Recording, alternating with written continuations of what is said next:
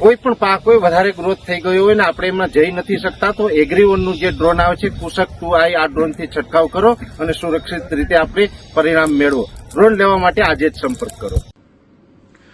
નમસ્કાર મિત્રો, વેધર ઇન્ફોર્મેશનમાં આપનું સ્વાગત છે અને હું છું પરેશ. ખાસ કરીને આજના વિડીયો આપણે પવન, વરસાદ અને બંગાળની ખાડીમાં બનેલા લો પ્રેશર વિશેની સંપૂર્ણ માહિતી આપવાની છે. સૌપ્રથમ આપણે વાત કરવાની છે પવનની. આમ જોવા જઈએ તો લગભગ છેલ્લા 10 દિવસથી આપણે રાજ્યની અંદર પવનની ઝડપ વધારે છે અને અમે ઘણા સમયથી આપને એક માર્ગદર્શન આપતા હતા કે લગભગ 15 તારીખ સુધી આ પવનની ઝડપ છે એ વધારે જોવા મળશે.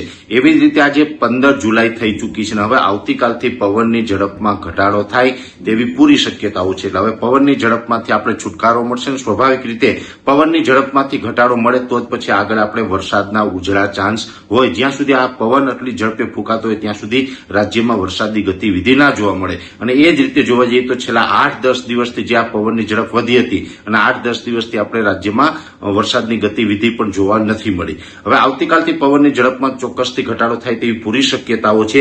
એ સાથે અત્યારે અરબ સાગરમાં પણ કરંટ આવ્યો છે, મોન્સૂન ઓફશોર ટ્રફ સક્રિય થયો છે અને બંગાળની ખાડી ની અંદર એક લો પ્રેશર બની રહ્યું છે.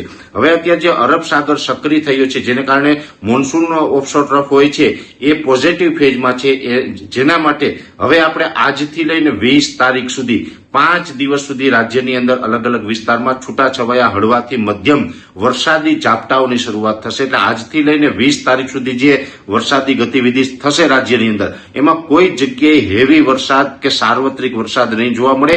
છૂટાછવાયા વરસાદ હશે અને એની અંદર માત્ર છૂટાછવાયા ઝાપટાથી લઈને મધ્યમ ઝાપટા, અમુક જગ્યાએ ભારે ઝાપટા, બાકી કોઈ જગ્યાએ સાર્વત્રિક કે વધારે વરસાદ પડે તેવી અપેક્ષાઓ હજુ આપણે રાખવાની નથી. કેમ કે હવે મોન્સૂન ઓફશોર ટ્રફ સક્રિય થયો છે જેને કારણે આ ઝાપટા પડવાના છે. અને જ્યારે બંગાળની ખાડીની અંદર જે લો પ્રેશર સિસ્ટમ અત્યારે જે ડેવલપ થઈ રહી છે આ લો પ્રેશર સિસ્ટમ છે એ ગુજરાત તરફ આવવાની નથી. કેમ કે એ લો પ્રેશર સિસ્ટમ છે એ ઉત્તર ભારત તરફ જશે, જેને કારણે બિહાર હોય, યુપી છે, દિલ્હી, હરિયાણા, પંજાબ આ વિસ્તારોની અંદર વરસાદનો લાભ મળશે. એટલે અત્યારે જે બંગાળની ખાડીની અંદર જે સિસ્ટમ બની રહી છે એ સિસ્ટમનો લાભ ગુજરાતને મળવાનો નથી. અત્યારે જે 15 થી 20 તારીખ વચ્ચેનું જે આ ઝાપટાનું આપણું ઘણા સમયથી અનુમાન હતું એ ઝાપટા છે મોન્સૂન ઓફશોર ટ્રફને કારણે જોવા મળશે. તો ગુજરાતની અંદર સાર્વત્રિક વરસાદનો રાઉન્ડ ક્યારે, જો એની વાત કરવા જઈએ તો અત્યારે જે લો પ્રેશર બની રહ્યું છે એ તો ઉત્તર ભારત તરફ નીકળવાનું છે, એનો લાભ નથી મળવાનો. પણ આ જે લો પ્રેશર નીકળી જશે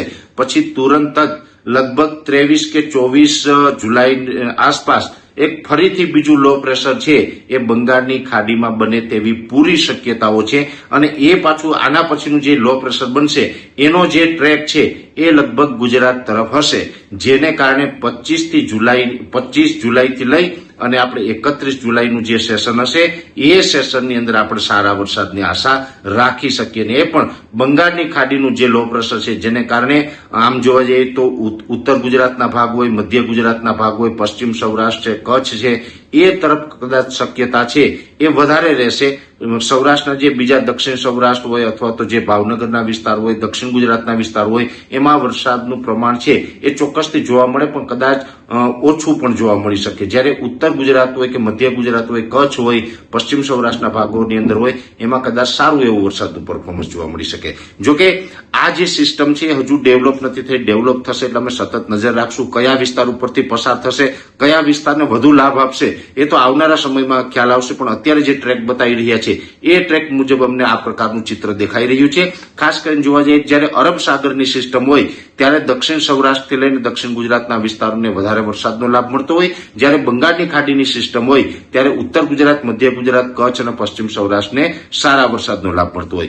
ગયા રાઉન્ડની અંદર જોવા જઈએ તો ગયા રાઉન્ડ એટલે કે જુલાઈના પ્રથમ અઠવાડિયામાં જે આપણે રાઉન્ડ આવ્યો એ આપણે અરબ સાગરની સિસ્ટમને કારણે આવ્યો હતો, જેને કારણે સૌરાષ્ટ્રના દક્ષિણ ભાગો અને દક્ષિણ ગુજરાતમાં વધારે હતો. પણ હવે પછીનો નેક્સ્ટ રાઉન્ડ છે એ બંગાળની ખાડીની સિસ્ટમો આવવાની છે. અને આમ જોવા જઈએ તો હવે બંગાળની ખાડી પણ સારી એવી સક્રિય થઈ છે. એટલે એક પછી એક સિસ્ટમો છે એ બંગાળની ખાડીની અંદર પણ બનતી રહેવાની છે. એટલે આજથી લઈને 20 તારીખ સુધી વરસાદી ઝાપટા, 25 થી 31 બંગાળની ખાડીની સિસ્ટમ આવે અને એમ 2 રાઉન્ડની અંદર જુલાઈ મહિનામાં જે વરસાદ થશે. જુલાઈ મહિનો પૂર્ણ થાય પછી ઓગસ્ટમાં પણ વરસાદ રોકાવાનો નથી. ઓગસ્ટમાં પણ એક પછી એક સિસ્ટમ છે એ આવવાની સંભાવનાઓ છે ને ઓગસ્ટની અંદર પણ સારા વરસાદનો એક અનુમાન છે. એટલે ખાસ કરીને પવન અને વરસાદ વિશેની ખૂબ અગત્યની માહિતી હતી એ આજે આ વિડીયોના મારફતે તમારા સુધી પહોંચાડવાનો પ્રયત્ન કર્યો. વિશેષ માહિતી છે નેક્સ્ટ વિડીયોમાં આપવામાં આવશે. અત્યારે આ વિડીયોની અંદર એટલું. અંતમાં દરેક મિત્રોને વિનંતી રહેશે વિડીયોને લાઈક આપીને દરેક ગ્રુપમાં શેર કરી દેવો. જો તમે અમને યુટ્યુબ ઉપર જોઈ રહ્યા હોય તો ચેનલને સબસ્ક્રાઇબ કરજો, સાથે ફેસબુક તથા ઇન્સ્ટાગ્રામ આઈડીને ફોલો કરજો. નમસ્કાર.